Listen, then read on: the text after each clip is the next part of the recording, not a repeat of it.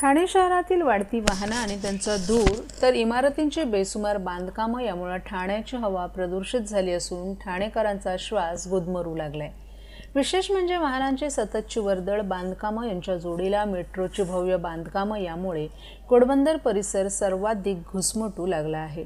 दिल्ली आणि मुंबई पाठोपाठ ठाण्याची हवा देखील बिघडू लागल्यानं ठाणेकरांना मोठ्या प्रमाणात श्वसनाचे विकार जडू लागलेत। ठाणे महापालिकेच्या प्रदूषण नियंत्रण विभागाकडील नोंदीनुसार ठाणे शहरातील एअर क्वालिटी इंडेक्स डिसेंबर महिन्यात खालावत चालले असल्याचंही समोर आले। डिसेंबर महिन्याच्या सुरुवातीच्या काळात सर्वात कमी असलेला हवा गुणवत्ता निर्देशांक 15 183 एवढा नोंदवण्यात आलाय। हा हवा गुणवत्ता निर्देशांक मध्यम प्रदूषित या वर्गवारीमध्ये येत असला तरी नवीन ठाणे समजल्या जाणाऱ्या घोडबंदर येथे हवेची पातळी अत्यंत खालावली आहे। घोडबंदरच्या हवेची गुणवत्ता 190 वर पोहोचली आहे, तर उपवन परिसरात 176 एवढी गुणवत्ता नोंदवण्यात आली आहे। एअर क्वालिटी इंडेक्सनुसार ठाणे शहरात हवा गुणवत्ता निर्देशांक सरासरी 183 नोंद झालाय। 401 ते 500 गंभीर स्वरूपाचं प्रदूषण मानलं जातं। विशेष म्हणजे घोडबंदर भागातील हवा सर्वात जास्त खराब असल्याचं आकडेवारीतून समोर आले। या भागात दिवसेंदिवस वाहनांची वाढती संख्या तसंच इमारतींच्या बांधकामांमुळे हवेत बदल झाला असल्याचं बोललं जाते। ठाणे महापालिकेने हवा प्रदूषण रोखण्यासाठी विविध उपाययोजना अंमलात आणल्यात। त्याचसोबत हवा प्रदूषणाच्या तक्रारी नोंदवण्यासाठी ठाणे महापालिकेची हेल्पलाईनही सुरू करण्यात आली आहे। हवेच्या प्रदूषणाबाबत नागरिकांनी या व्हॉट्सअप क्रमांकावर छायाचित्रासह तक्रार नोंदवावी असं आवाहन ठाणे महानगरपालिकेनं केलं आहे।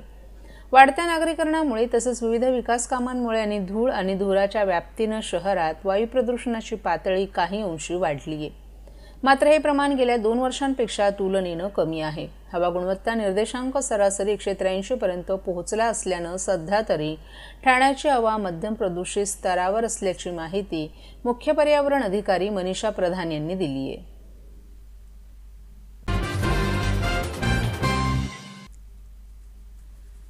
केंद्रीय गृहमंत्री अमित शहा यांनी संसदेत भारतरत्न डॉक्टर बाबासाहेब आंबेडकर यांच्याबद्दल आक्षेपार्ह विधान केल्यानंतर महाराष्ट्रासह संपूर्ण भारत देशात संतापाचं वातावरण निर्माण झाले।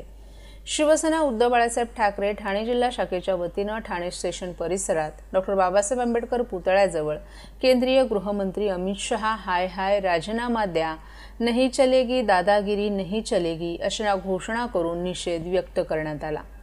यावेळी शिवसेना नेते माजी खासदार राजन विचारे, उपजिल्हाप्रमुख सुनील पाटील, शहर प्रमुख प्रदीप शिंदे, उपशहर प्रमुख वसंत गवाळे, सचिन चव्हाण, महिला जिल्हा संघटक रेखा खोपकर, प्रमिला भांगे, माजी नगरसेविका नंदिनी विचारे, संगीता साळवी, सुनंदा देशपांडे, सुनीता आरकाडे, विभाग प्रमुख जिवाजी कदम, प्रकाश पायरे, प्रशांत सातपुते, राजू शिरोडकर, संजय दळवी, लहू सावंत, पप्पू आठवाल, राजू ढमाले, अमोल हिंगे, बिपिन गेहलोत तसंच इतर पदाधिकारी आणि नागरिक मोठ्या संख्येनं या आंदोलनात सहभागी झाले होते। आज संपूर्ण शिवसेना असेल किंवा इतर सर्व पक्षातील सामाजिक लोक असतील एकत्र आहे आंदोलन सुरू होतं, काय सांगाल? मला वाटतं ज्या महामानव भारतरत्न डॉक्टर बाबासाहेब आंबेडकरांनी या देशाला दिशा दिली आणि त्या महामानवाचा अपमान ज्या संसदेमध्ये जी संसद जे संविधान या देशाला दिलं त्या पार्लमेंटमध्ये या ठिकाणी बाबासाहेबांचा अपमान जो केला त्याचा निषेध करण्यासाठी मी आलेलो आहे। मला वाटतं या देशाचे गृहमंत्री यांनी राजीनामा द्यायला पाहिजे आणि या देशाची माफी मागितली पाहिजे की या ठिकाणी ज्या महामानवाच्या माध्यमाने या ठिकाणी ज्या संविधानाने या देशाला दिशा दिली याचा अपमान केलेला आहे आणि म्हणून त्यांनी राजीनामा दिला पाहिजे आणि या महायुती सरकारचा या ठिकाणी आम्ही निषेध करतो।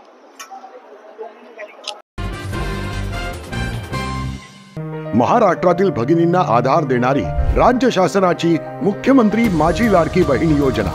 या योजनेअंतर्गत अल्प उत्पन्न गटातील 21 ते 65 वयोगटाच्या भगिनींना मिळणार दरमहा 1500 रुपयाची मदत। अर्ज करण्यासाठी 31 ऑगस्ट 2024 पर्यंत मुदतवाढ। कुटुंबाचं वार्षिक उत्पन्न 2.5 लाख रुपयांपेक्षा कमी असलेल्या महिला पात्र। कुटुंबाकडे पिवळं किंवा केशरी रेशन कार्ड असल्यास उत्पन्नाचा दाखला आवश्यक नाही।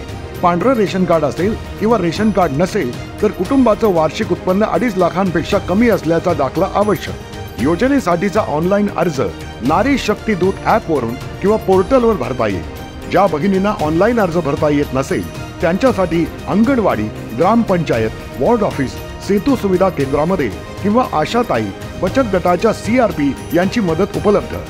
आता आपल्याला अभिमानाने म्हणता येईल, सुखी आणि सुरक्षित आहे माझी लाडकी बहीण।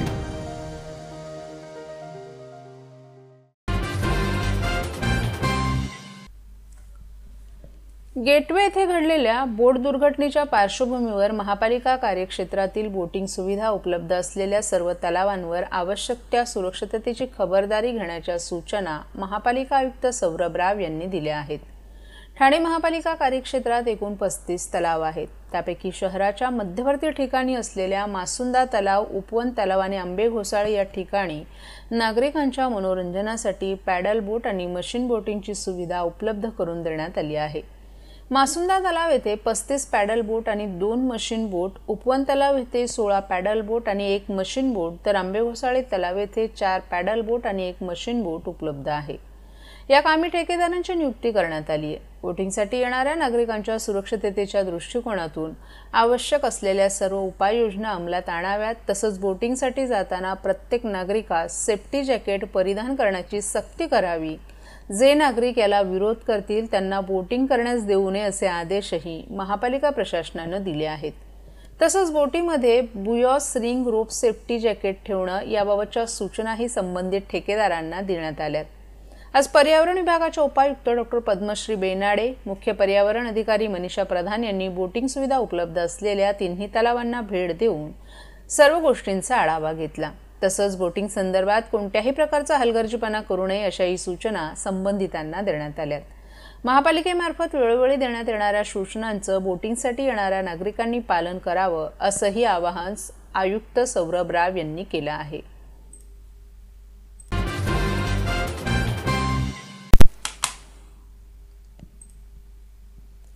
विधिमंडळाच्या हिवाळी अधिवेशनाच्या पार्श्वभूमीवर उपमुख्यमंत्री एकनाथ शिंदे यांनी नागपूर येथील दीक्षाभूमीला भेट दिली आहे। यावेळी त्यांनी भगवान गौतम बुद्धांना विनम्रतापूर्वक वंदन केलं।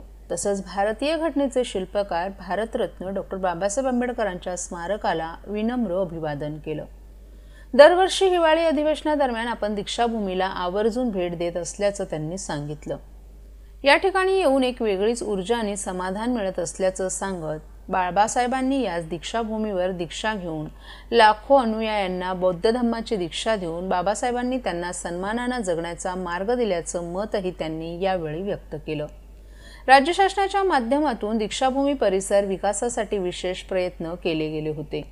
तसंच दादरच्या चैत्यभूमीच्या बाजूला इंदू मिलमधील स्मारक देखील पूर्ण करण्याला देखील महायुती सरकारनं प्राथमिकता दिली आहे। या स्मारकाचं काम लवकरात लवकर पूर्ण व्हावं यासाठी आमचे प्रयत्न सुरू असल्याचं त्यांनी सांगितलं। डॉक्टर बाबासाहेब आंबेडकरांमुळेच सर्वसामान्य व्यक्ती सर्वोच्च पदी बसू शकला। सर्वसामान्य कुटुंबातील नरेंद्र मोदी हे देशाचे पंतप्रधान, तर आपल्यासारखा शेतकऱ्याचा मुलगा 2.5 वर्ष राज्याचा मुख्यमंत्री होऊ शकला, हे केवळ संविधानामुळेच शक्य झाले असल्याचं मत शिंदे यांनी यावेळी बोलताना व्यक्त केलं। यावेळी त्यांच्यासह पीपल्स रिपब्लिकन पक्षाचे अध्यक्ष प्राध्यापक जोगेंद्र कवाडे, जयदीप कवाडे आणि Republican party of India Gavai गटाचे राजेंद्र गवई, तसंच शिवसेनेतील आपले सहकारी मंत्री उदय सामंत, शंभूराज देसाई, प्रताप सरनाईक, योगेश कदम, आमदार मुरजी पटेल हे देखील उपस्थित होते।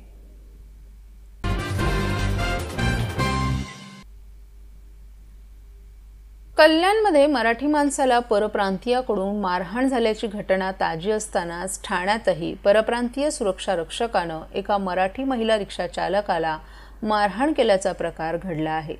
या घटनेची माहिती कळताच मनसेनं धाव घेत या सुरक्षा रक्षकाला चांगला चोप दिलाय। रिक्षा चालक महिलेनं भाडं नाकारल्यावरून हा वाद उद्भवला होता। ठाण्यातील विवियाना मॉलमध्ये खरेदी करून निघालेल्या एका ग्राहकाचं रिक्षा भाडं महिला रिक्षा चालकानं नाकारलं। यावरून मॉलमधील सुरक्षा रक्षकाची महिला रिक्षा चालकासोबत वादावादी झाली। त्यानंतर एकमेकांना शिवीगाळ करत प्रकरण हातघाईवर आलं। सुरक्षा रक्षकानंही महिला रिक्षा चालकावर हात उचलला। या घटनेमुळे परिसरात तणाव निर्माण झाला आणि महिला रिक्षा चालकासोबत असलेल्या काही व्यक्तींनी आक्रमक भूमिका घेतली। या घटनेची माहिती मिळताच महाराष्ट्र नवनिर्माण सेनेचे ठाणे जिल्हा अध्यक्ष अविनाश जाधव घटनास्थळी पोहोचले। त्यांनी मॉल प्रशासनाला जाब विचारत सुरक्षा रक्षकाला घरून बोलावून घेत चोप दिला। तसंच संताप व्यक्त करून अविनाश जाधव यांनी संबंधित सुरक्षा रक्षकावर कारवाईची मागणी केली आहे. महिला रिक्षा चालकांच्या सुरक्षेसाठी पोलिसांनी विशेष लक्ष देऊन अशा घटनांवर कठोर कारवाई करावी अशी मागणी मनसेनं केली आहे.